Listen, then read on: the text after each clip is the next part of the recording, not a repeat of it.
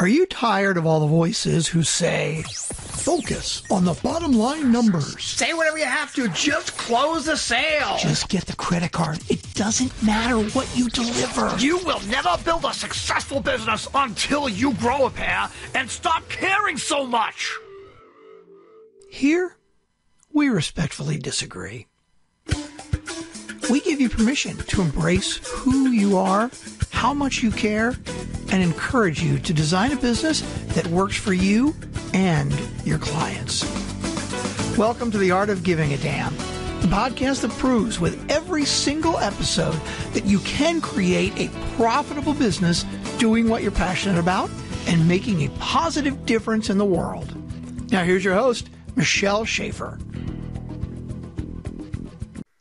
Hey, welcome to another episode of The Art of Giving a Damn. My guest today has a few things you just might maybe not be as interested in as be necessities in your business. So we're going to talk about some, we'll call it fun topics today. Amanda, welcome to the show.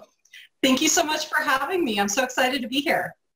I'm excited to have this conversation with you. So for those who are meeting you for the first time, Amanda Pearl-Davis helps business owners with their accounting and financial needs. So you take care of some of those things that aren't our top priority, but to stay in business, they need to be a top priority for us. You guide creative, educational, tech, nonprofit organizations to financial clarity. I love that phrasing, by the way, and helping people understand what it takes to reduce business uncertainty that's common in growing companies. That is a huge issue for a lot of us.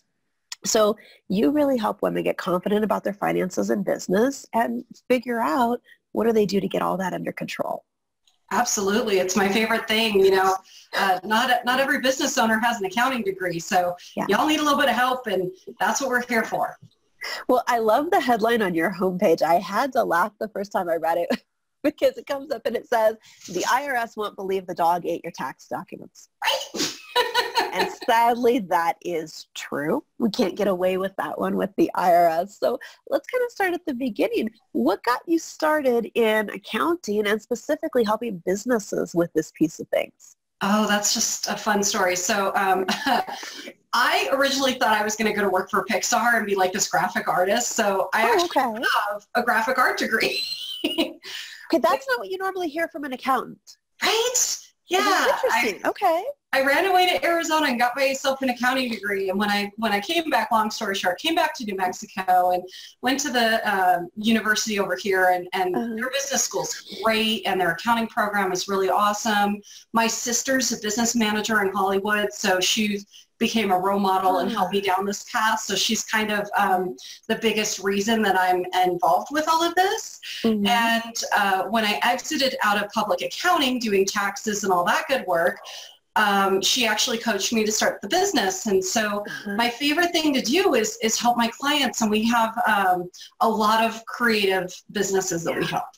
And so just being able to impact positive change. I had one lady who I actually met with, I think on last Tuesday, and she told me, she's like, this is the easiest tax year we've ever had in our lives. So we don't do taxes, but nice. The fact that we got their books together and they could just glaze through the season, how amazing is that? It's still March.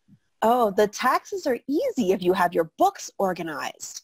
Right. I mean, that's the thing that takes the time is going back and finding all the receipts and matching up all the expenses. And it's just like, I'm not a fan.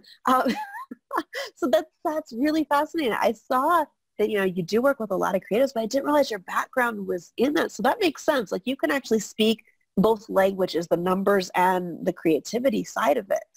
Yeah, and it's kind of fun because, the creative accountant is probably like a bad word, right? But in my, well, I kind of come out IRS might not like that.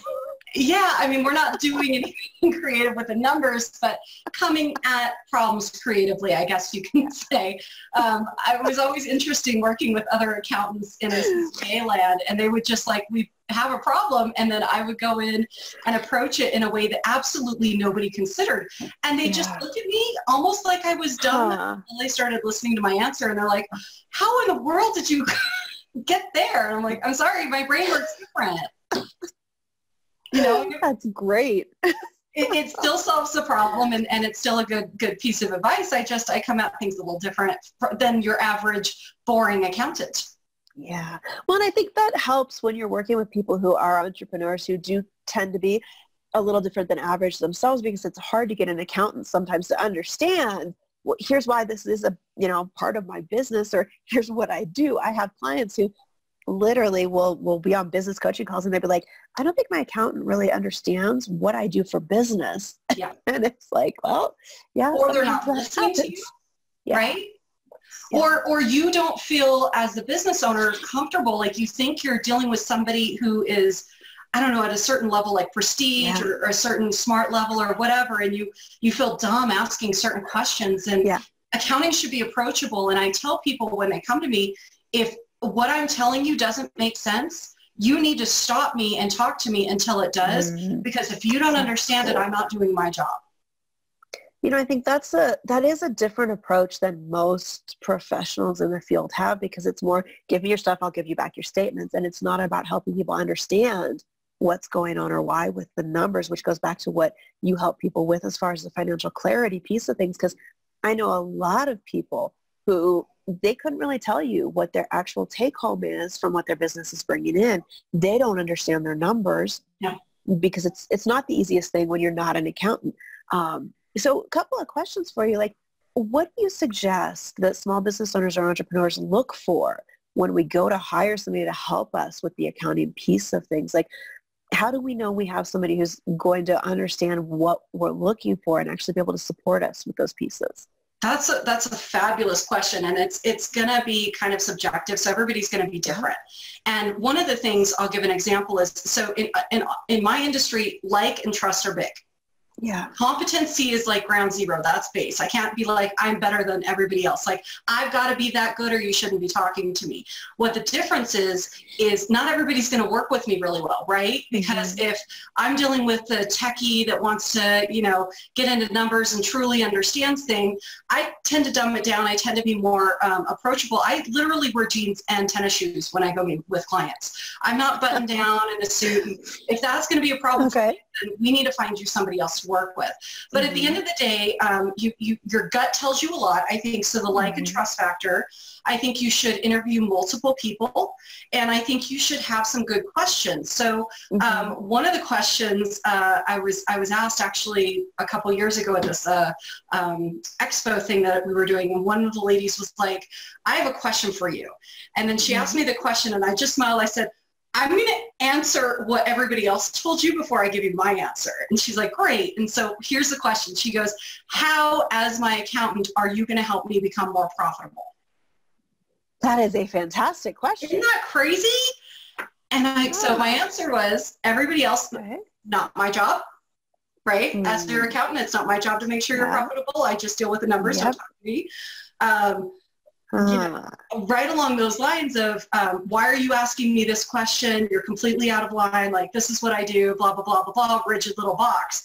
And my answer is, at the very least, if you're working with a good bookkeeper who knows, they can help you avoid major tax problems, because they actually can tell you in advance where you actually have time to do something about it. Say, hey, now you need to talk to a CPA, or did you know you can do X, Y, and Z? Not really giving tax advice, but at least giving you the option and telling you up front before it becomes an issue. And the other thing, at like a base minimum, we should be taking the time to do all of that back accounting work and that bookkeeping work so that you don't have to. And so if you can go work on your business and build your business, and somebody can do that and it's competent and it's being done timely, at the very least, that should help you become more profitable. But a really good bookkeeper and accountant can say, hey, did you see this trend? Hey, this product or service line isn't doing so well. Here's why. Hey, did you know this, that, and the other thing? And that way they can help you avoid paying too much, maybe, talk you through some things. So there's lots of ways a good bookkeeper, a good professional, a good tax person, if you're talking to them regularly, can definitely save you money, can definitely help you. But at the end of the day, if you don't like the person, you're not going to have fun working with them. And especially it's your numbers, it's your finances. This is sensitive. This is emotional. You need to find somebody who you like and trust. I love that answer. One of the things that people ask me frequently is like, how do you approach bringing people in or working with a VA or other people in your business? And my answer always is, well, make them a profit center. They should be making enough money to pay for them to be there. Right. And I love that you've tied that to even an accountant, the person handling your books, because that's a great point. Not just they can say, okay, do you notice 80% of your income is coming from this piece? This thing over here is barely working. What do we do to shift that? Or here's the trends I'm seeing. But also freeing you up from it, because it is a huge project if you wait until the end of the year or April 14th to go through your books from the last year. It's overwhelming. And if you have somebody else helping you stay on track, then it's a whole different story, and your time can be better invested in actually generating cash flow in your business. Right. And, you know, we even have clients who like to do their own books or maybe can't afford for us to do everything for them. So we'll train them. We'll teach them. We'll keep in contact and help continue training and consulting. And at the end of the day, we keep them accountable so that it's still easier on the tax season. And then when they're in their books, they get to actually see what's happening day to day. So I find value in that too. So either way you work with somebody, fantastic. You should have confidence. You should be sleeping better at night. Yeah. So let's dive into that piece of it for a minute. If somebody is newer in business, or maybe they haven't worked with anybody for this piece before, and maybe they haven't even gotten set up with a system, where do you recommend somebody brand new start? I know everybody hears about QuickBooks. Right. Is that what you suggest? And where do you start to? QuickBooks is confusing. It can When do you start to learn that? So yes, so the good news is this is a double-edged sword is, well, we work with QuickBooks Online specifically. So 100% virtual. There's a whole lot of automation that goes into it. So that's kind of what we push right now. And what you can do. Is that what you recommend for most small business owners, because then they're able to like interact with an accountant or somebody inside of it? Is it easier to handle that way? I like QuickBooks Online. I mean, desktop does work for some businesses and for some people specifically, but I think QuickBooks Online is going to work for most small businesses, and it's pretty easy to navigate, and the prices vary between the different packages that you can get. And if you work with a pro advisor like myself, they can save you 50% of the price. So there's can be helpful. So that's another reason to work with somebody. And you can have them do a training with you. Sometimes there's free and local training, maybe a community college. Maybe you can go to your SBA, Small Business Administration, or WEST, WESST, WEST. They offer training for small businesses. And then there's also SCORE. So there's lots of low and free opportunities that could be available to these small businesses. But at the end of the day, if you've got a ton of time on your hands and just nothing but determined to learn, YouTube. Everything you want to know is on YouTube. The downside, the upside is you can get a 5-minute video and ask YouTube a question and you're done. The downside is if you're getting a complete training off of YouTube, there's so much content and you just don't know what's good and what's bad, and can you understand the person writing that. So there's just a wide array, and QuickBooks does have a help community. There's so many places to get help, and QuickBooks Online is a really good place, and you can do it from your smartphone. It has an app and all that kind of stuff that you actually put in expenses and your receipts. So there's a wide array of things that QuickBooks Online can help you do with your business, even if you're going it yourself. Okay. Well, that's good to know. So that's probably kind of a first step for people to get started, is using some sort of legit accounting system for tracking all of their income and expenses. Is that, when I think about, the original getting set up with something like that, there's actually a lot of steps to figure out how to set all that up. So is that the kind of thing that you work with clients on, like helping them figure out what accounts do they need to put in there and all of the different, like how to use it? Yeah. And it's something that, you can do the correct setup, which is so going to help you in the long run. Oh yeah. I tell businesses, especially even just the tiny businesses, like, hey, I opened up shop like yesterday. Put in your chart of accounts, set it up like the biggest, baddest version of what you can possibly imagine. Because when you're operating and things are working, you're going to be too busy to go back and change it. So if you have the time up front, usually you do when you're first setting up, so that's a good thing. And you can go and you can build it out. And you need to build it out like you're going to be Facebook or Google, go to the extreme where it scares you. You're like, I'm never going to get there. Build that. Yeah. And then the other thing that I would recommend for first-time businesses is at the very least, separate your credit cards and your checking account. If you can have a savings account, that's good, but don't put it in your personal. Even if you're going to be a sole proprietor and you're not going to have like an LLC or S Corp, even if you're a sole proprietor, you're not setting up a legal structure, that's okay, but have a separate bank account. And don't run any personal stuff in that bank account. You need to separate it out because then that gets very, very messy in the end. Oh yeah, I can only imagine what a nightmare that would be to try to separate it. And I think that's a really important point for people to realize. Don't wait until you feel like you're at a certain point in your business to set that kind of thing up right. Like set it up right from the beginning, and then you don't have to worry about it because you have that foundation in place. Well, and there are many banks, even credit unions, that you can set it up for low cost. Like the bank I am with, it was $50, no service charges, and I can deposit like up to $20,000 in deposits a day before I outgrow that account. I'm like, when I have that problem, I will be happy to switch bank accounts with you guys. At that point, yes. Yeah. That's great. All right. So I know you offer getting started resources and different things for people. So what are some ways, if we've got people listening who are thinking, okay, yeah, it's time I actually bite the bullet and deal with the financial side of things, where can they start working with you on some of these pieces? Or what do you recommend as first steps?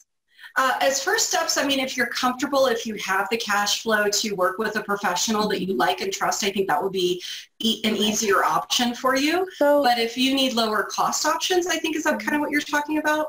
Well, both actually. So how do you know, or how does a business owner know when they're at the point in their business where they should have somebody, not necessarily on staff full time, but just somebody they have a relationship with who's handling it every month for them? Like, what are those flags or markers for you that you look for that says, hey, you're ready, you need to hand this off?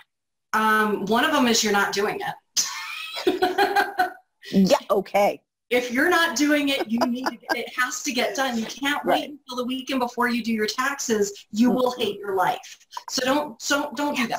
And with all of the tax law changes and that kind of stuff, you might be able to do the taxes on your own, but you may have stuff that might be complicated. So it just kind of is one of those things. And the problem with my industry is everybody knows that they need an accountant, right? But they don't know what that looks like, and they don't know how much it costs. It's crazy. And I'm like, well, do you have a budget in mind, or what do you look? And they're like, I have no idea where to start. So I think, it's so common. And I get that. I was kind of there with the marketing piece of my business since I am the accountant. Where do I begin with social media and all that stuff? So at the end of the day, getting a system in place. If you literally can't afford anybody, you've got to go low cost, but you've got to get it done too. So I'm all in for automation. QuickBooks allows that for automation. There's lots of different apps that you can use, and you can work with somebody like me. Most people like myself, we give out free advice. So when it comes to, not entirely, but I'll talk to somebody up front, without charging. And the reason I do that is because who I work with is as important to me as it is to my customers. So I don't want to bring in the wrong person if I'm not going to serve them well, or if it's going to be a difficult relationship. So I will tell them all day, every day, what we use, what we recommend, what it kind of looks like, if they want to do it themselves and have us help them or whatever. And then they can choose what options is best for them as well. But you can, like I said, there's the community college. There might be some courses if you have time to invest. There's lots of information online, but that could be good and bad. The Small Business Administration. Be careful what you trust. The Small Business Administration has lots of resources. WEST, W-E-S-S-T, they work with women and minorities specifically, and they're a nonprofit, so they have low cost and low cost and free options and trainings and stuff like that. And then also SCORE. You can actually get put in with a mentor, and they can help you with those things. But I think the biggest area that a lot of businesses get in trouble with is cash. Money. And so what happens is they don't understand how much money they need to operate and it's just scary. So doing a simple cash projection, how much money do I have coming in? How much money is going out? When does that go negative? And if you have an understanding of that, then you kind of can't get off the ground and quit your full-time job. An important baseline to know. Right, right. Yeah. They call that break even in accounting speak, but at the end of the day, when things go negative, you got problems. Yeah, it's more like panic line would be my label for it. Always stay above that significantly. Right. Okay. So, and I know you've got a program for people if they're looking to get started and learn, okay, what do I do with QuickBooks? So tell us a little bit about that. Love it. Okay, so we've got this deal and we're recording this on a Friday. So perfect. The $50 Friday. So spell it out, $50friday.com. You can go there, check it out. You can see my video. I've got one of our cute little spokes dogs on there talking about how we can help you. So for $50, you can actually get all of these training courses to get QuickBooks started. So actually, that's probably worth way more than $50 to begin with. You're going to get a checklist of all the things that you need to do with a checklist. And if you decide that you still need our help afterwards, that $50 can also be applied to any service. Oh, that's cool. So at the end of the day, you're getting way more than $50 in value here. So $50friday.com, we can help you out.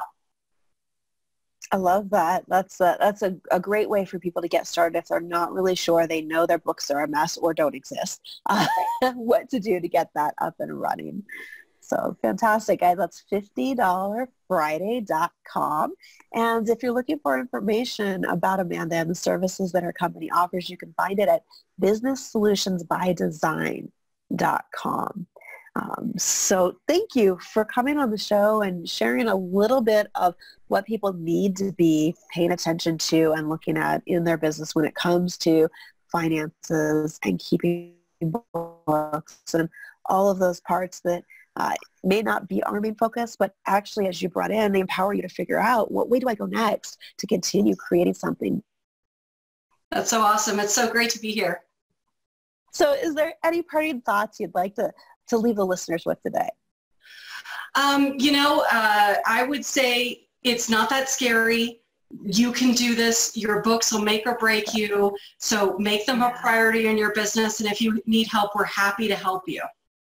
All right. Awesome. Thank you so much, Amanda. I appreciate your time, and I hope people will go to $50 Friday. Check that out because it might be a great way to get started if you need a little bit of help with that accounting piece of things. And if you're already up and running and you're looking for an accountant that might jive a little better with your personality, reach out to Amanda, have a conversation about that. Thank you again. Thank you so much. All right. And for everybody listening, be sure you hit like, subscribe, rate, review the podcast, and catch us again for another episode.